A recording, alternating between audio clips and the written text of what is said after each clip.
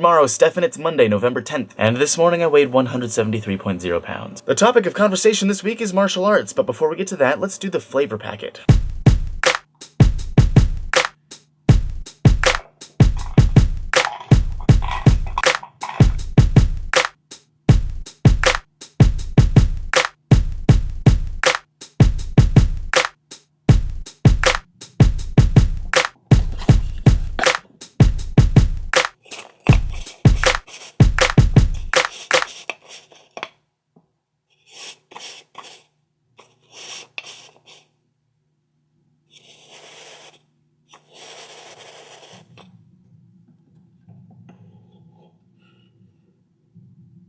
Stefan, you and I spoke earlier because I have no idea what to do for this video. Martial arts.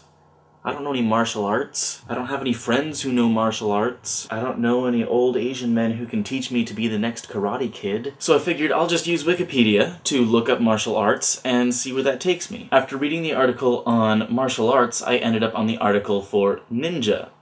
And there I found something that I thought was very interesting. It is the inverse ninja law. The inverse ninja law states that ninja are weaker when they are in larger groups. When they have to fight a huge mob of like 50 ninja at once, each ninja is seemingly very easy to dispatch. One kick to the stomach and they never get up again. But anytime the heroes of a story have to face the one lone ninja, that one ninja is always very difficult to dispatch, very powerful, very agile, very adept in the skills of fighting. The more ninja you put into a group, the weaker each one becomes. The inverse ninja law. Anyway, after the ninja article, I ended up on the article about honor. And then from the article on honor, I ended up on the article about duels. I found this concept of duels in relation to honor to be very interesting because it seems in the past, honor was something that was much more highly regarded. People would end their own lives. They would commit suicide because they believed that doing so would preserve either their honor or the honor of their family, because honor was held to be that valuable. And then with duels, where you've got two theoretically mature adults, they've decided to settle their differences by attempting to end the life of the other to preserve their own honor. Back in the 1800s, if someone challenged you to a duel and you declined that duel for fear of your own life, say, the amount of dishonor that brought upon you made it worth it to risk your life in an attempt to win the duel.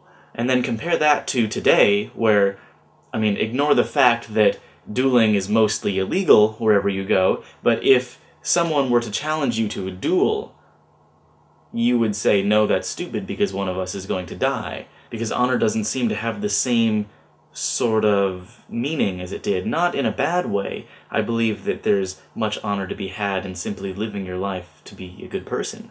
But it would seem that this concept of honor has changed a bit since the 1800s, because if someone ended the life of another human being in some sort of duel situation, even if it was consensual, most of us would look at that action as being dishonorable. And also today, it would seem that most of us don't feel that if we fail at something, we need to end our own life to preserve the honor of our name or our family or whatever. So I'm curious now today, what do you believe that honor is? What is honorable? And why do you think that that is different than it was hundreds of years ago?